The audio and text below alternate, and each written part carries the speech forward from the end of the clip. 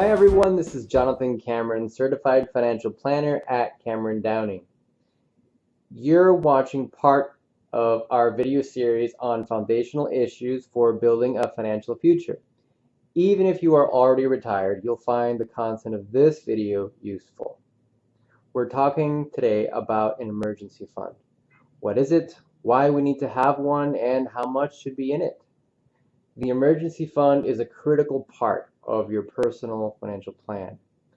Also included in that foundation, as we discussed in other videos, are your wills, trusts, living wills, and guardianship arrangements, as well as necessary insurances.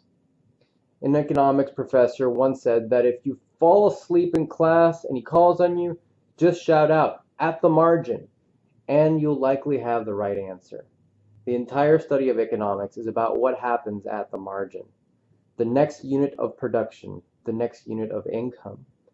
Think about it. Bankruptcies happen when there's just $1 more due that you simply cannot pay. So in talking about an emergency fund, we're talking about what happens at the margin of your financial life. You're keeping cash set aside to make sure that you'll never get to that point where you don't have the next marginal dollar. Emergencies happen in life, not a matter of whether, but of when. Unexpected expenses happen to all of us, always at the worst possible time. Say you get into a car crash and you need to pay a $1,000 deductible. That's an emergency. But say that that same car needs new tires. That's not an emergency. It's a routine maintenance that should already be anticipated in your personal budget. You just brought home $300 worth of meat from Costco or BJ's and your freezer decides to stop working. That's an emergency. I'm sure you can all come up with a few examples of times when a couple $1,000s in the bank would have been really nice and would have made a difference for you. Now let's talk about how much your fund should be. You should have, as a rule of thumb, anywhere from 3 to 6 months of fixed and variable expenses to run your household. Now, 3 months would be fine if you've got 2 income earners. 6 months should do it for a single earner household. The bottom line is to err on the side of caution. Have more rather than less. Think about this. What happens if you lose your job? Most of us would cut our expenses back until it hurts. You'll clean your own house, cut your own grass, you'll stop going out to eat, you'll be pinching pennies out of necessity and do your best to ensure you have enough left in the bank. Build up your emergency fund now and you'll be very glad you've disciplined yourself and put that money aside. Not only will this fund keep you afloat, but it will also keep you from going into debt. It also prevents you from touching your long-term investment assets. Now, where do you keep this cash?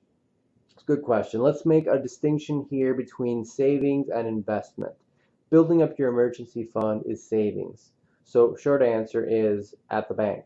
You won't earn any interest. It'll be zero probably, but that's not the point. The point is not losing anything. You're counting on this money to be there for you when you need it most. Investing is different. Here you put money out there for the long term with the hope of gain.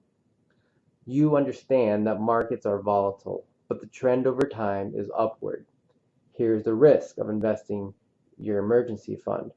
Say you have a $10,000 emergency. You need a new AC system, and that's the amount you've maintained in your fund. But the market is undergoing a correction and is down 20%.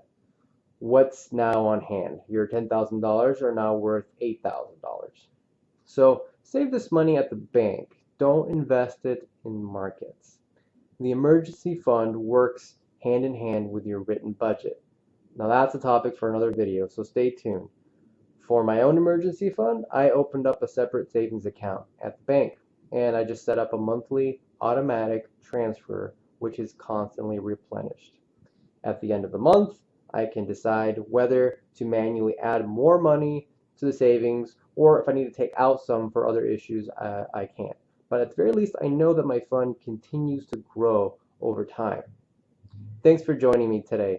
Please visit us at CameronDowning.com, where you'll find much more information and a calendar where you can book an appointment to come see us or talk to us on the phone or Skype. Also connect with us on Facebook, LinkedIn, and Twitter. We look forward to meeting you.